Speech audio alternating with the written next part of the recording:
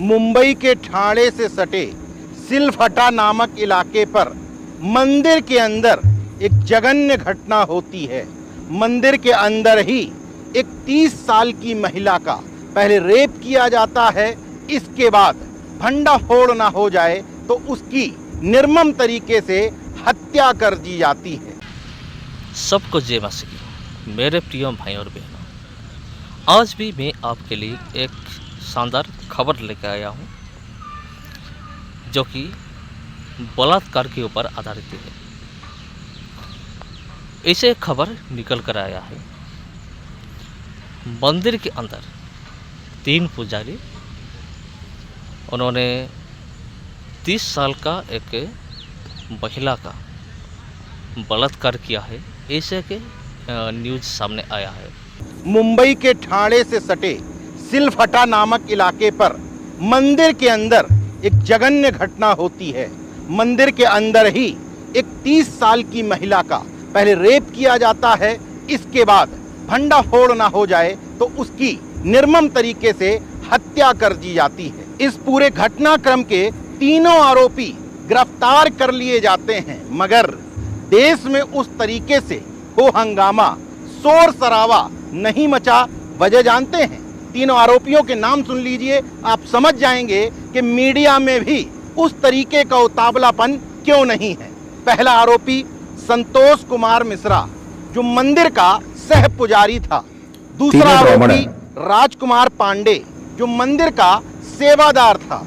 तीसरा आरोपी श्याम सुंदर शर्मा, जो इन दोनों का तथाकथित रूप से मित्र कहा जाता है, लेकिन मंदिर की सेवा करने के लिए प्रतिदिन आता था।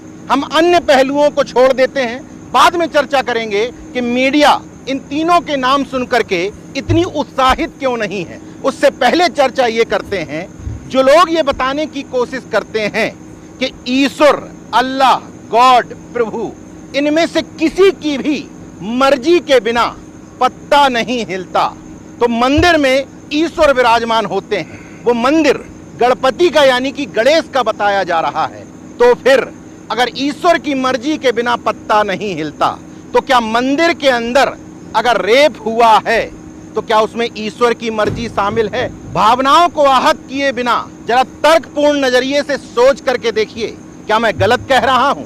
मेरा मकसद किसी की नाजुक और छुई मुई वाली भावनाओं को आहत करना नहीं है, लेकिन सोच करके देखिए कि अगर मंदिर के अंदर ही एक महिला से रेप हो जाता है, जो अपने घर के कलह से परेशान होकर के मंदिर में ईश्वर की शरण में गई थी, उस महिला को 2 लोग, संतोष कुमार मिश्रा और राजकुमार पांडे, अकेला बैठता देखते हैं, तो अपने तीसरे साथी श्याम सुंदर शर्मा को फोन करते हैं, प्लानिंग बनाते हैं और उसकी चाय में भांग मिला देते हैं। जब बेहोश हो जाती है तो बारी बारी से उसका रेप किया जाता है।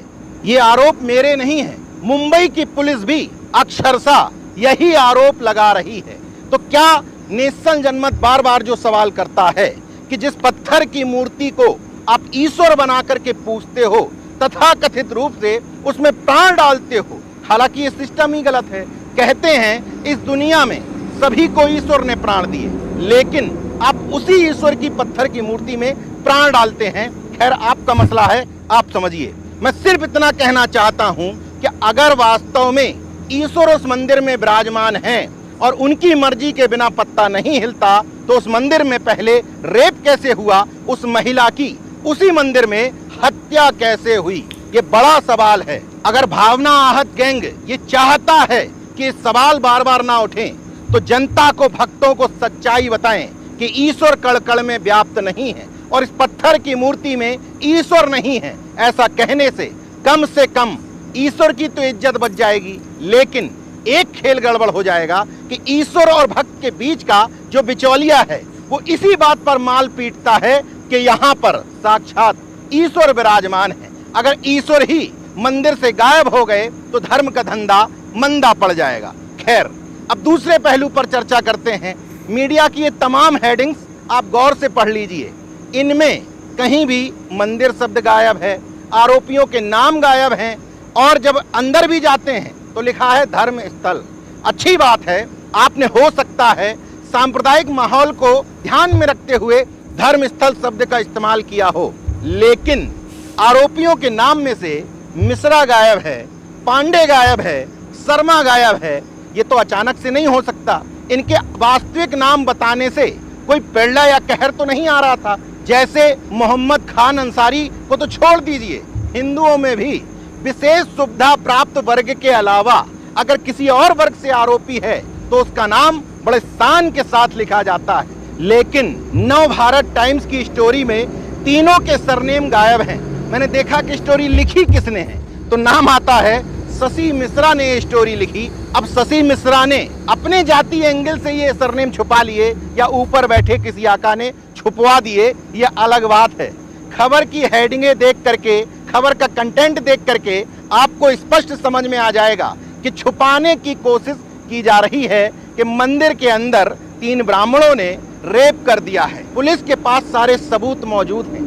स्थानीय मीडिया, स्थानीय घटनाक्रम भी कह रहा है कि इन तीनों ने ही गुनाह किया है। जी हाँ, ये बात यकीन करने में मुश्किल है, लेकिन ये बिल्कुल सच है। ये जो खबर है ये सच है, क्योंकि पुलिस ने खुद अरेस्ट किया है उन अपराधियों को। 3 पुजारी थे, उनको गिरफ्तार किया है पुलिस खुद। तो ऐसे खबर सामने आया है, बलात्कार किया गया मंदिर के अंदर। इस तरह का न्यूज़ और भी है, बहुत सारे न्यूज़ ऐसा है। लेकिन हमारा जो सोशल मीडिया है, हमारा मीडिया है विशेष रूप में, उन्होंने नहीं चाहते हैं कि कोई भी मंदिर का बदनामी हो और सनातन धर्म का बदनाम हो। इस तरह का बात वो नहीं चाहते हैं। इसलिए बहुत सारे ऐसे घटना है जो कि सोशल मीडिया में नहीं आ रहा है, मीडिया में नज़र नहीं आ रहा है। लेकिन ऐसे कुछ बात है जो कि नज़र आ रहा है। तो ये इस तरह के एक न्यूज़ है जहां दिखा गया कि 30 साल का एक महिला का बलात्कार हुआ, वो भी मंदिर के अंदर। बहुत सारे मसीह विरोध ऐसे होते हैं जो कि वो क्या करते हैं, हमारे जो मसीह भाई और बहन हैं उन लोगों का सिर्फ गलती निकालने में लग जाते हैं। उनका काम है किसी तरह से जितने भी क्रिश्चियन भाई और बहन हैं उनके खिलाफ गलती निकालना, और उनका ये कोशिश होता है बाइबल से गलती निकाल कर एक्सपोज करना, ये उनका कोशिश होता है। लेकिन आज तक कोई भी एक भी गलती बाइबल से कोई भी निकल नहीं पाया है। जो कोई भी कोशिश किया है वो खुद एक्सपोज हो चुका है, हुए हैं। बहुत सारे ऐसे हिंदू बाबा हैं, उन लोगों ने भी एक्सपोज करने के लिए कोशिश किए थे बाइबल को और हमारा क्रिश्चियन भाई और बहन को, लेकिन अपने ही जाल में खुद फंस गए। ऐसे बात हो चुका है, ऐसे घटना ऑलरेडी हो चुका है।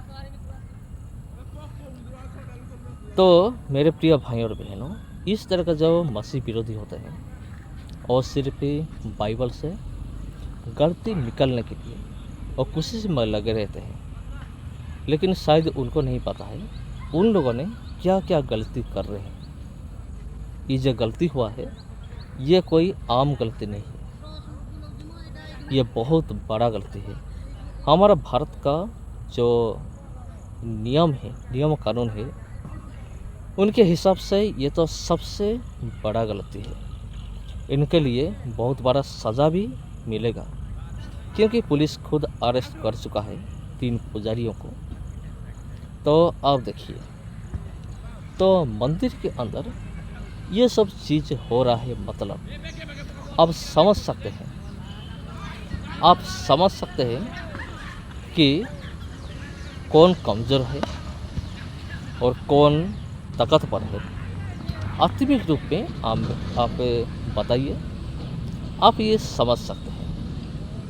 तो जितने भी मसीह विरोधी भाई और बहन हैं, उन लोगों को मैं एक चीज़ कहना चाहूँगा, आप लोग सिर्फ बाइबल से गलती ना निकल कर खुद का जो सनातन धर्म है उनको देखो, उनमें क्या सच्चाई है, क्या झूठ है, क्या गलती है।